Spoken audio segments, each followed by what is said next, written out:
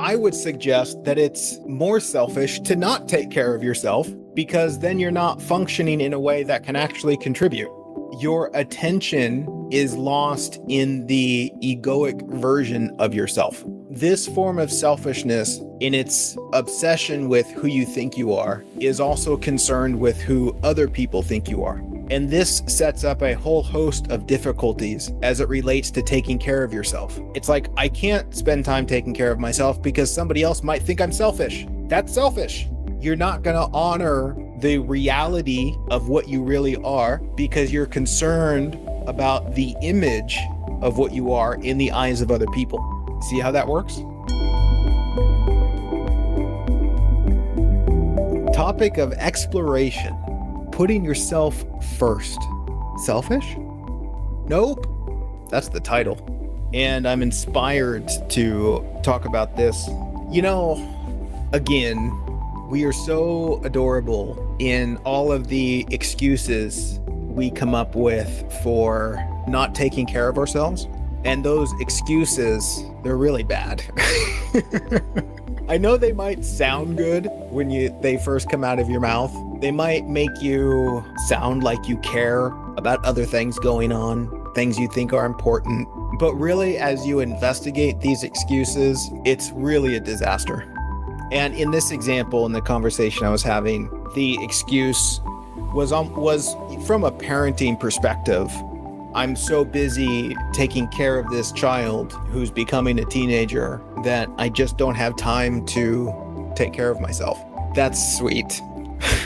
However, I said something that I thought was super profound, and I'll share it here, and I invite you to sit with it for a second. If you don't take care of the one who is taking care of others, then the caretaker will fail at taking care of others. This is so deep, and there's lots of beautiful examples of why it is monumentally important to take care of the one who is living this life.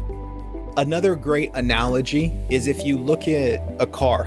You might be someone who has 1,000 places to be, appointments every which direction. If you fail at taking care of the car, you're going to experience an inevitable disaster going to all those places you want to go. You're going to experience some pretty major and costly interruptions if you disregard the well-being of the vehicle you're driving in. And in recognizing this, it is seen that in order to enjoy all those experiences of the things you would like to do, even though a lot of us think there are 1,000 things we have to do, so we rush around, which is often why we don't take care of the car, because we think they're so important. However, if you don't recognize how important it is to take care of the vehicle, you're setting yourself up for a major disaster. This is really a question of awareness, to be aware of what's happening, to be aware of what's going on. And in this case with the vehicle, to understand that to a certain degree, the instrument or the tool that you're using, in order for it to function, demands a certain respect, a certain honoring of its reality in order for it to function properly. This speaks so much to the nature of self-care and why it's important. Because often I speak to people and they're burnt out, riddled with discomforts and pains, which in many cases are just signs of wear and tear from a vehicle, including the heart and mind, that isn't taken care of. It hasn't been a priority. And I would suggest that taking care of what you are is the highest of priority, putting yourself first, taking care of these three aspects that I consider to be of monumental equal importance. However, there's an order to that importance in which they build on each other, but they're all equally valid. There's three aspects to what I would call vibrant living. Number one, heart and mind. And this speaks to the nature of self-inquiry, compassionate self-inquiry. Points towards a willingness to check in, look beyond all the chaos in the mind, look beyond your fears, look beyond what you're hiding from, and connect with the deeper authenticity of what you are. This also includes what you put into your mind, information consumption. Sometimes as human beings, we are consuming an enormous amount of conflict and looking for things to be afraid of, which serves as a distraction from a deeper issue. It's like we look for problems on the outside to help us avoid the problems that are going on the inside. And so we're not bringing loving attention to the reality of what is. We're being distracted by unnecessary information that does not pertain to the reality of your life. And so it diminishes the amount of presence in heart and mind. Number 2 on this list of 3 things, your source of fuel. What are you putting in the body? In the same way as a vehicle, if you pour grape juice in your fuel tank, you're going to have some issues. Likewise, if you eat cardboard, you're going to have some issues. As it relates to having your vehicle operate optimally. And this goes so far beyond what we are conditioned to believe about being healthy. How we're educated on being healthy from the status quo, I would completely ignore. Right? Like if you go to the establishment and you say, what do I need to put in this body in order to be healthy? Personally, that would not be my source of information. Primarily, the encouragement is to find out for yourself and listen deeply to the body. In the same way that you can put grape juice in your gas tank and then be present while you're trying to start your car, and you will get feedback that kind of points to the issue. There's an awareness that's like, oh, okay, well, I put grape juice in and now the car's not working. It's not operating optimally. So maybe that's not such a good idea. And these things could be different for different people. Granted, I think there's some similarities that are universal, but the opportunity is to find out for yourself and to pay attention. And a lot of these things we already know, but because there's not an awareness of the importance, we kind of keep doing things that we know don't serve. Also because of a lot of other issues that aren't resolved that stem from point number 1 of self-inquiry. And if the self-inquiry is done properly, it sets the stage to make practical changes like altering your fuel source much more effortless, much more important, much more beautiful. The third thing, play. This is so much easier when you've established part 1 and part 2. Because in part 1, we've eliminated a lot of the confusion that takes life seriously, that says it's not okay to play. And then part 2 has you operating in a much more optimal way that contributes to a healthy heart and brain function. So you don't have a lot of fogginess going on, which is something that I encounter a lot. If you just put crap in your body, it's going to affect your brain health, your brain function, which is going to result in not being able to think clearly, not being able to make choices that contribute to joy and allow you to enjoy this life. And part of this third aspect, play, it also involves using your body in a playful way that you might also refer to as exercise, but I'm not a fan of exercise in the context of doing something that you don't want to do in order to reach a future benefit. What I am a fan of is doing things that you enjoy doing that playfully challenge the physicality of your body, that in some way or another builds strength. Like for me, what I like to do is take long walks. I like to play tennis, do things around the house to burn energy, push-ups, pull-ups. It can become something else. This aspect of play, when you allow yourself to move, it moves energy. And this again is important for all 3 aspects. Like for example, if you put gasoline in your car, but you don't go anywhere, sooner or later, you're gonna have a problem. Now, the beautiful thing about all of these is that when they're working in harmony together, there's an effortless flow that kind of takes over where these things just happen. And this sort of care isn't trying to do these things. It's a care that happens naturally because it's a natural function of being human. Often I can talk to someone and they say, well, I want to do these things. I want to move my body and I want to, go for walks and all of this, but I just don't have the energy. And I say, if you don't have the energy to take walks, then taking walks is not for you right now. That's perfectly fine if you don't have the energy. The last thing I would suggest is that you force yourself. That's like swimming upstream. If the energy isn't there, we need to look at why the energy isn't there. And that rolls us back to number 2, which is your fuel source. If you had the proper fuel source, you'd have an abundance of energy where you'd just be like, hey, I've got to go walk. I've got to burn off this fuel and find a playful way to do it. There's not an efforting, there's not a trying. It's just a natural consequence, living in a more optimal way according to your human function. And then if there's problems with maintaining healthy fuel source, meaning that we are entangled in some sort of addiction or emotional issue that refuses to do what benefits you because you're in a painful cycle of self-punishment, then that rolls us back to 1, self-inquiry, and figure out what's really going on there.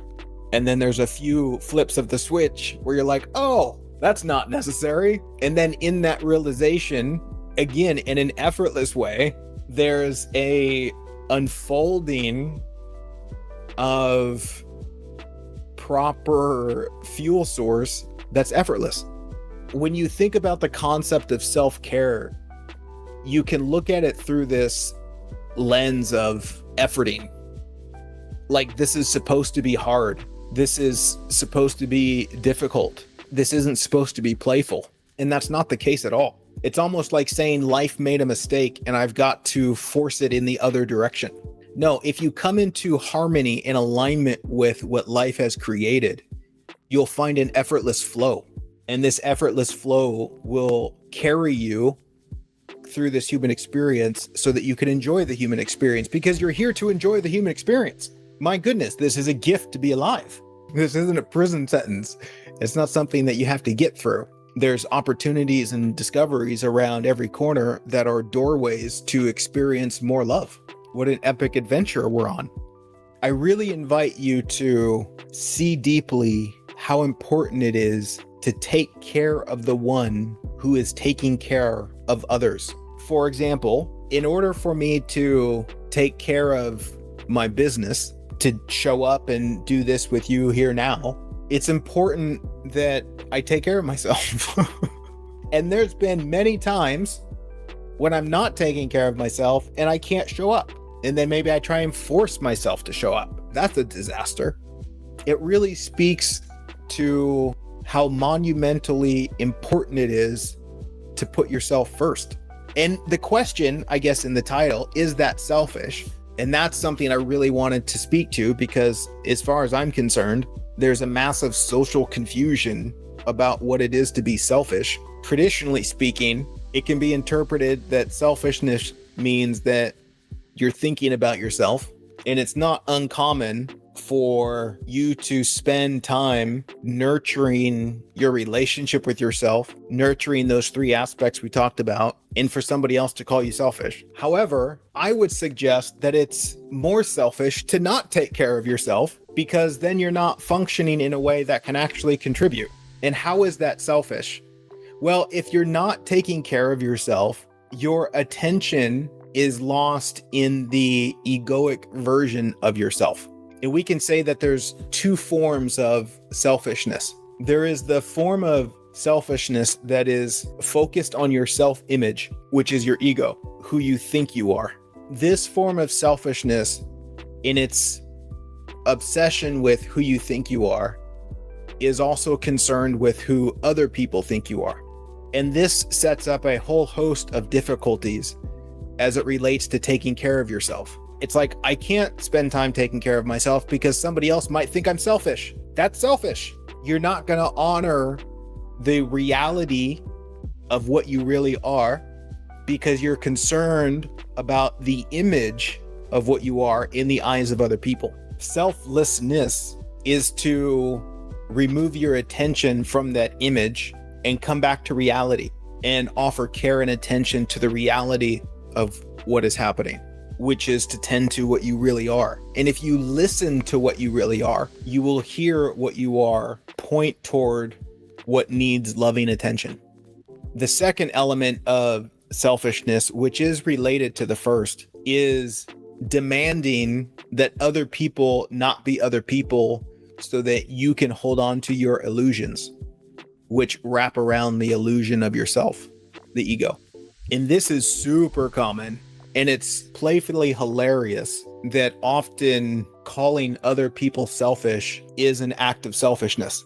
That person only thinks about themselves, which is me under the surface wishing they would think about me. I want them to think about me and not think about themselves.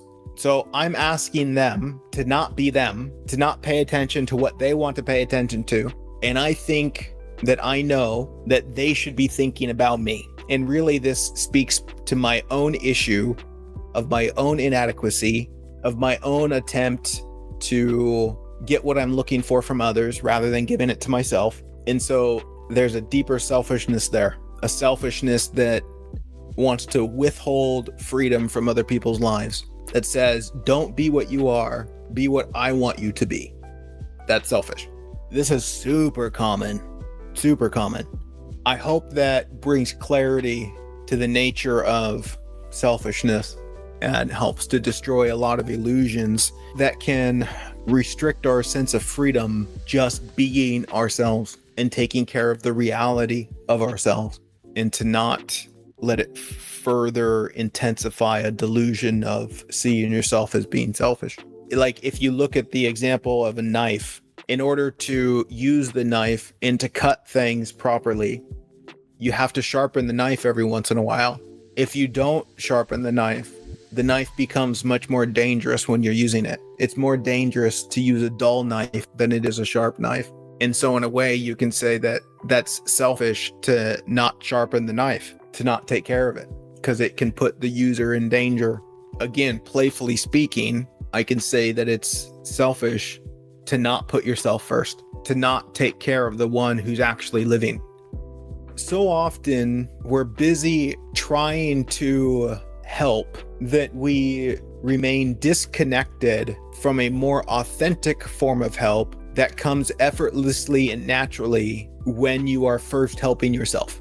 The more you start operating optimally, which is you're operating in alignment with life and your own self-sincerity, helping becomes a natural byproduct that is not something you try to do.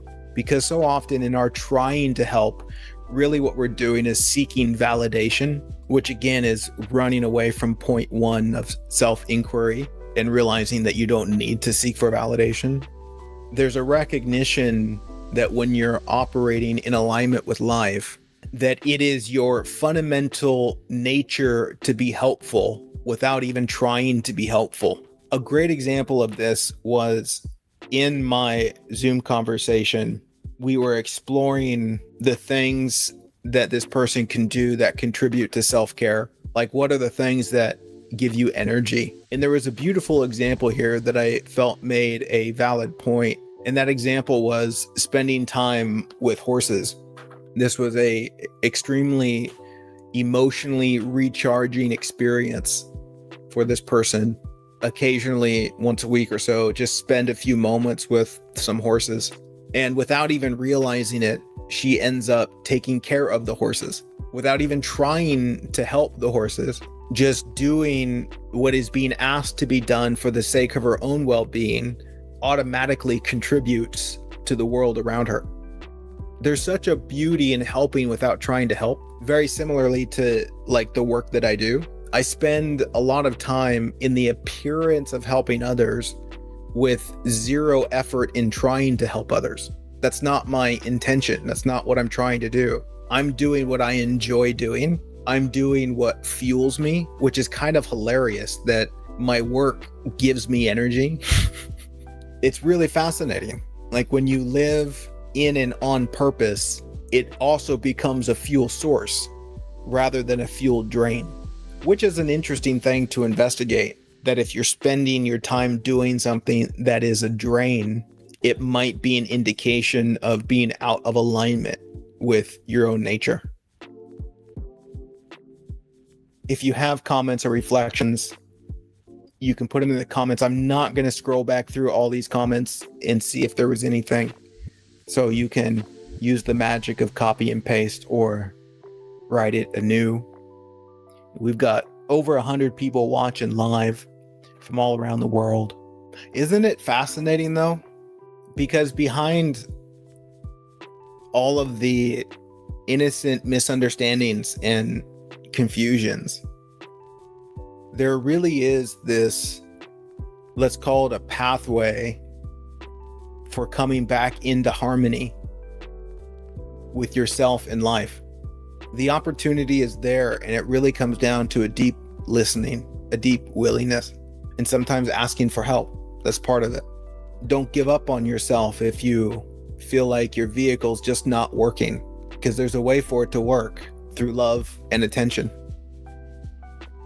Doc says, how about surviving toxic relationships? Oh my goodness. Oh my goodness. I don't see something called toxic relationships. In my world, that's not a real thing. Again, I might have experiences that could be potentially perceived that way, but as I investigate what this really is, then the phrase toxic relationship would not be the conclusion. If anything, I would say, wow, this is an educational relationship.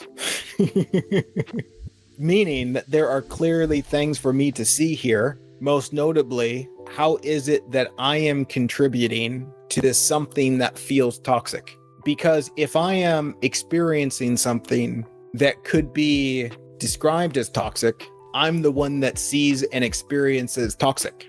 That's my creation. And so easy it is, especially for us as humans, to say that there is something or someone out there that is responsible for my experience of toxic. And so it takes the toxic that I experience and says it's somebody else's fault, which now proclaims I am powerless as it relates to my internal experience. And that's not true. And so to speak to it briefly and how to deal with that, I would say first and foremost, take your power back by recognizing that there is nothing outside of you that can dictate your internal experience. And furthermore, investigate all the subtle ways that you are blaming the person you're in relationship with for your internal disturbance. Not in a self-judgment way, which is actually quite common, because if there's judgment towards the other person, it's a reflection of your own self-judgment. It's not uncommon that when one engages self-inquiry, they just recognize all the self-judgment and then just add to the self-judgment rather than seeing it in a very compassionate and playful way. Like, oh, wow, I really like to give my power away. That's not working. And so the question of surviving it, I'm not sure I'm such a fan of that, surviving it, as if it's something imposed from the outside that I have to get through. I don't see reality as happening that way. I see that it's all a mirror of what's going on inside of myself. So it's kind of like saying, how do I survive myself? Well, if your self feels like it's something to survive, then there's a dramatic confusion in the self and in your relationship with life. This points back to a fundamental invitation that I speak about all the time, which is if there's emotional disturbance, it's an alarm that's telling me that I am not seeing clearly, most notably traced back to how I see myself. Traditionally, human beings think that if I'm emotionally disturbed, it's because of what's happening out there, and that's just not how it works. And so I would invite an openness to the disturbance, an openness to what I think is happening, rather than a resistance, rather than a rejection, rather than a judgment, but an openness to it and a heart that asks, help me see what's true here. Not help me get what I want, not help me control this person, but help me see what's true. Alan says, when we are having this strong feeling of wanting to change other people's behavior, how do we honor our wants and needs without putting the responsibility on those people? That's a great question, Alan. When we are having this strong feeling of wanting to change other people's behavior, ask yourself why, right? This goes back to self-inquiry. And, there's a million examples of this and maybe a million different answers, but the invitation is to get profoundly honest with yourself. You know what? Look at it this way, Alan. What if you were having this conversation with life? What if I was having this strong feeling of wanting life to change and be what I want? Like, what if I have plans to go play outside and it starts raining and then I start feeling depressed because life is raining and I really don't want it to be and I really wish it would change? Because so often we have these expectations of how other people should be, in the same way we have these expectations about how life should be. And we want other people to change in the same way that we want life to change, which is really us not coming to terms with the truth of things. And the more I recognize that life is doing what life needs to do in order for life to be life, I recognize that my issue isn't really life being life. My issue is coming to terms with the truth of life. Same with other people. It's like coming to terms with the truth that people are not mine to hold on to. We can say, oh man, I really wish I could hold on to this person. I really wish I could know they're going to be here for another 10 years. How do I do that? And it's just completely the wrong question. It's in opposition to the truth of life. The truth of life is that other people are not meant to be held on to. You can't. You can try, but it's just going to result in suffering. It's in opposition to the way of life. And the more I recognize the reality of the situation, that other people are not meant to be held on to, I can gently release my grip and release them, which also releases a lot of my expectations and the false illusions that I'm holding on to, right? Like, I hope this and I hope that, when really it's like, oh wow, I'm just going to let go of you. You're not my property. And I want you to be my property so that I can avoid what I'm scared of. I want you to be around in 10 years so that I don't have to deal with being alone. I don't have to come to terms with the truth of my inherent aloneness, which is I don't have anything in the world to hold on to, which terrifies the ego, but is profoundly liberating for the soul. And so we have to walk through that fire of discovery so that we can connect more deeply with the truth of ourselves, the truth of life. Laura said, I like your car analogy. Sad, but true story. When I bought my first car many years ago, no one told me that you had to change the oil. And one day at a stoplight, my car caught fire and died. Lesson learned, right? How is that not different from somebody having a heart attack? Or somebody developing some sort of sickness, which is a result of not taking care of yourself? It's the same. So, I mean, you can wait for those things, or you can investigate through a deep awareness and presence what's really needed here. And like in the example of a car, right? It's like, oh, well, maybe I should read the owner's manual. Maybe I should educate myself on what's best for this vehicle. And with a vehicle, that's different from the human body, mostly because there's not a lot of dogma and morality wrapped around it like it is with the human experience. And so the information is to get intimate with an inner guidance that will tell you what's helpful and what's needed and what feels good.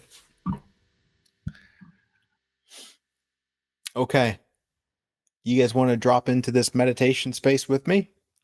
And we'll do a quick one. That's the plan. I guess we'll officially see how long it's going to be. But let's do that. Let's drop in to the meditation.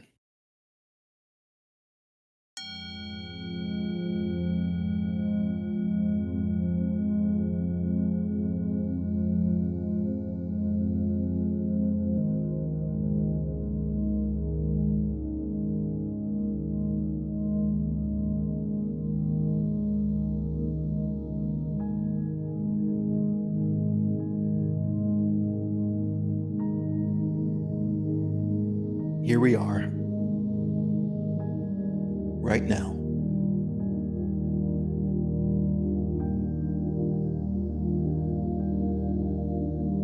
Let's just acknowledge this moment.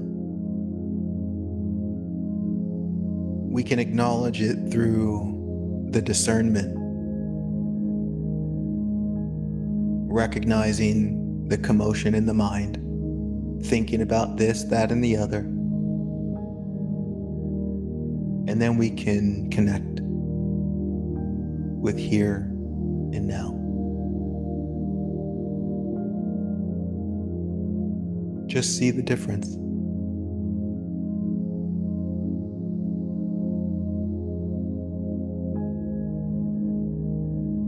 In this moment, there is a reality beyond thinking.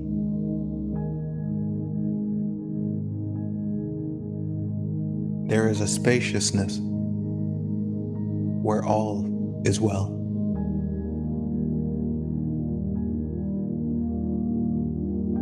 Let's relax into that spaciousness.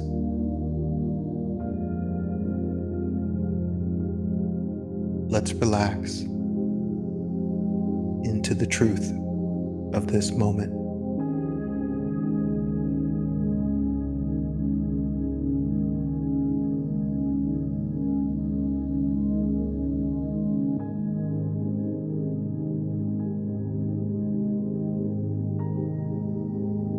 Here we recognize a loving attention that simply comes home.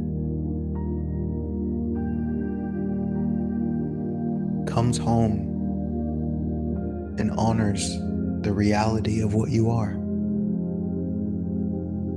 The you that is here right now.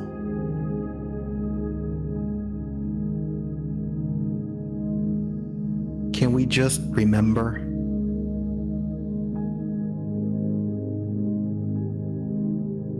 that this moment right now, regardless of the imagination, regardless of what you think is too much, not enough, should be or shouldn't be, but right now, there's nothing missing.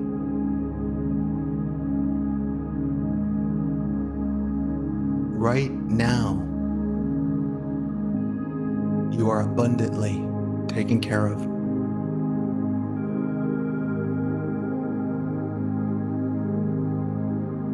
And so please take care of yourself.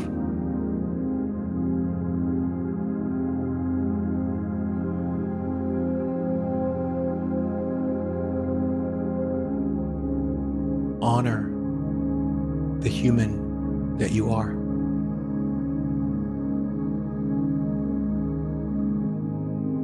All aspects of what you are. Your mind, your heart, and the body. These are all gifts given to you without asking for anything in return, so that you might experience the miracle of being alive.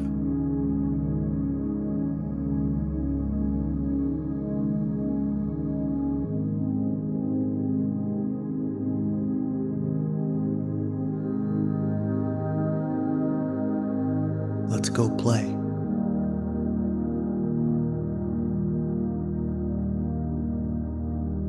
Thanks for meditating with me today.